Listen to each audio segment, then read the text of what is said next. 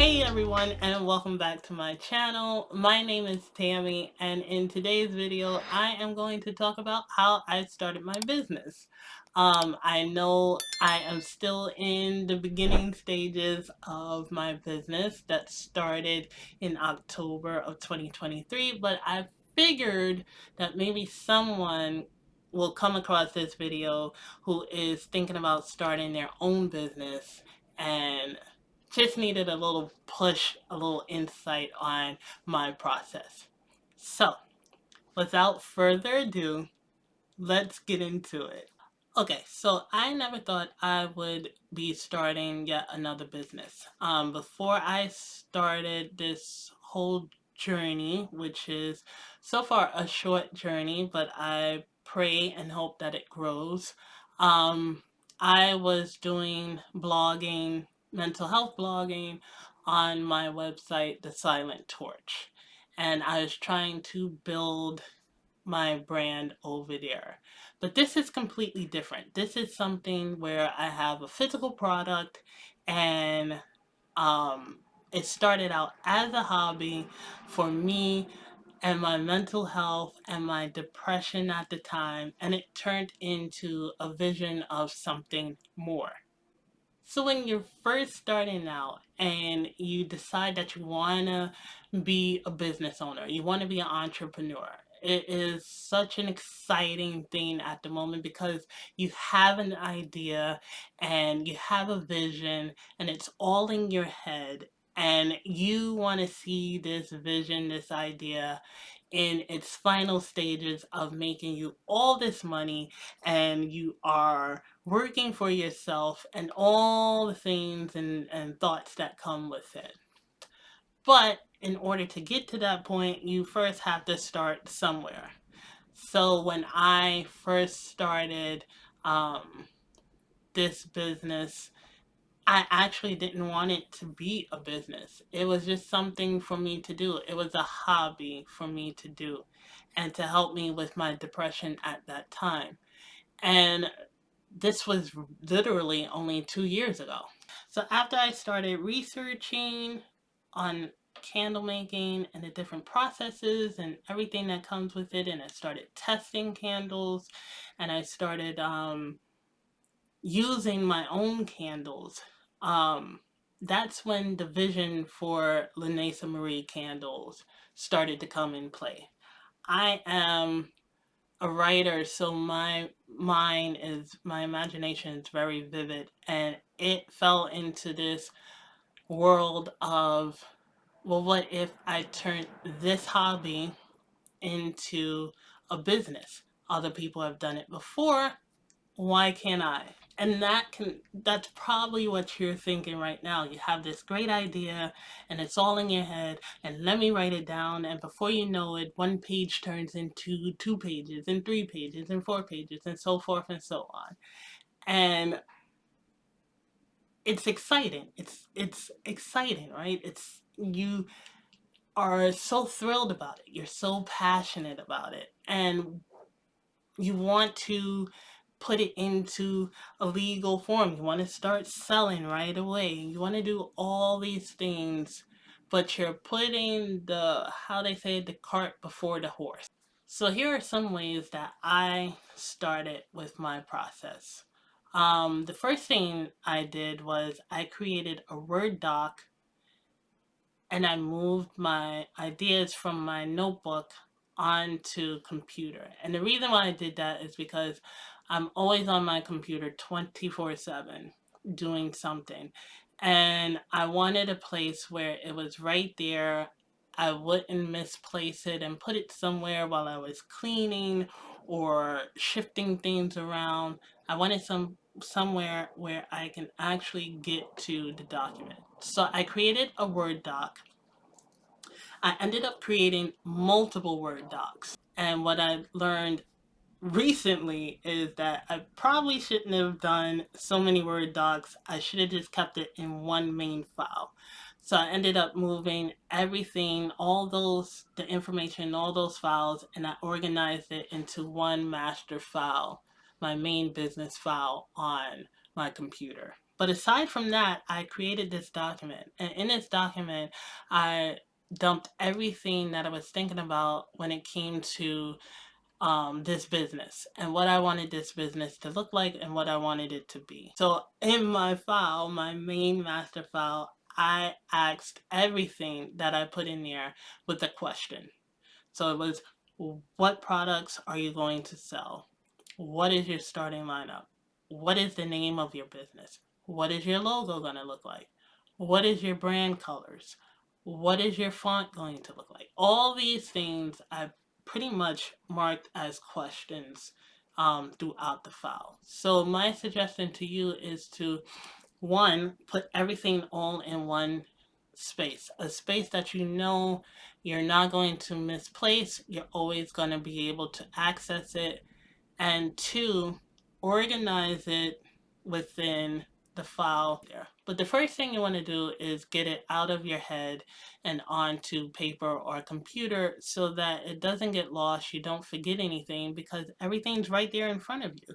So you'll never forget it unless you are, sometimes like me, forget to write it down at that moment. But as long as it's right there in front of you, you not only have it there for the future, but you get to actually read it and see it, and that adds to the vision. The second thing I suggested was to brainstorm my logo, my brand identity, and a little bit of my packaging.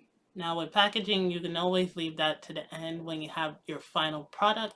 Now when it came to my logo, I had to ask myself, what do I want my logo to look like? Do I want it to have fonts only? Do I want it to have an image only? Or do I want it to have both? I did a little research to see what some candle labels look like. Not labels, sorry, candle logos look like, just to get an idea of what road I wanted to go down. And I ended up deciding on both. So in my logo, I have, as you can see, I have my little lotus flower, and then everything else is words. And then when it came to my brand identity and which means your colors, your fonts, I had to decide on what colors I wanted. Now this can take a lot of research, or it can pop in your head right off the bat. But you can do that. You can research other candle companies and see what their logos look like, what type of fonts and styles they're doing, what type of colors they're doing. I noticed that a lot of labels are white color, and I wanted mine to have more color to it. So my brand colors are green, purple, beige, and it's like a canary yellow or off yellow. So those are my brand colors. And once you identify those colors and those fonts, it's pretty much going to be what you use throughout everything that you do as far as your company goes. You have to keep in mind that you want this to be something that's not only recognizable, but it is clear to see. You want to make sure that the fonts are clear. You want to make sure that everything is readable, because if it's not readable, how are people going to know what brand it is? You don't want it to be clunky, and you don't want it to be all pushed together where people have to squint and ask, well, what is that? Do you know what that says? You don't want that to happen. When I first started picking out fonts for my logo, I wanted a script font. I was in Canva, and Canva will be your best friend. Um, but I was in Canva and I was looking at the different fonts, and I remember seeing other people had a nice little script in their logos or in their descriptions of their candles, and I said, ooh, I want that script in there. Well, when I put the script and I found the one I wanted, and I did a test run and I showed it to my sister and my friend, they couldn't really read the font. They didn't know what it said. So I ended up changing that from a script, which I love the script, and it's still kind of seen in my logo where it says candle company. That's the script that I use. But when it came to the actual name, I went with just a basic print, so that it's more readable and that people will understand it when they see it and be like, oh, well, that's Lanacia Candle Company. It's like you don't really need to see the candle company part, because you know it's a candle company. But I really wanted the name of the company to be legible and able to stand out. So you want to pick your fonts wisely and pick them smart. Now, once I was done doing all of the mapping out of my ideas, and this was something that, like I said, continues to go on and on. And working on my candles and testing out my candles. The other thing I wanted to also be prepared for was researching the legal aspects of actually starting a business for real. When it comes to being an entrepreneur, a new entrepreneur, or starting out new with a business, we all get excited. I know I got excited, because you now have something that you want to share with the world, share with people around you, and you want people to start buying your product and believing in your brand and everything that comes with being a new entrepreneur. But what we don't really think about, some of us, I'm not going to say all, but some of us, what we don't really think about is the actual business itself and how it's ran. Now, when I first started out, I needed to ask myself what type of business entity did I want Lanacia Candles to be. Um, of course, starting out, you are considered a sole proprietor, and it's only when you, I guess, really want to form the actual business that you start thinking about limited liability or a corporation. So, something you need to ask yourself in the very beginning is, what type of entity do you want your business to be? And finally, the other thing you need to think about is business insurance. Business insurance is so important, even on the smaller business level, the entrepreneur level. You want to protect yourself as the business from anything happening. I look at it as it protects my personal assets, and it protects me from any horrible lawsuits or damages. Business insurance is important. So I didn't want this video to go extremely long, so I did do a part 2 for how I started my business, but I just wanted to get to the beginning part of creating the idea and mapping out the idea on paper and what I did. It took me about 4 months to map out the majority of it. And this also serves as part of my business plan as well, because I do have marketing strategies in there that I started developing. And also, I put future numbers, future products, milestones, goals that I want to hit. I put that stuff in there as well, because these are all things that are essential to creating a business. If you don't have a plan or a map, a roadmap to guide you, then why are you even starting a business for? Um, a lot of people start a business just to say they have one.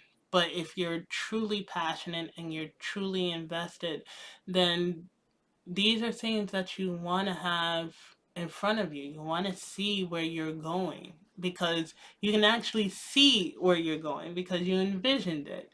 Um, but in my master file, I have all that other stuff in there. That was it for this video. I hope you took a little bit of insight from it. I do want to get better at these, because I do want to share more of my process and I want to have it a little more structured. but this is the first of its kind. So like every on my channel, so like everything else, it has to grow and develop, and I need to grow and develop with it. But this is part one. There is a part two, and there may be a part three, where I just talk about coming up with the packaging and the marketing, but I'm not sure yet. But I definitely wanted to do the part two. So stay tuned for the part two on this. You can follow me on all my social medias, which is really just Instagram right now. The link is in the description below. And you can also shop my Etsy shop now. I have my 8-ounce candles and my wax melts are available for purchase. So if you would like a nice calming candle, then you can head on over to my Etsy shop and make your purchase there. The link is also in the description down below. And finally, I said it in the beginning, but I'll say it here again. If you like what you saw here, or you would like to be notified for part two, then please hit that subscribe button and that notification bell so that you can be notified when the next new video comes out. Now, with that being said, I am exhausted. I hope you all enjoy the rest of your week. And don't forget to show yourself a little more appreciation. So until next time, this is Tammy saying thank you so much and take care, everyone.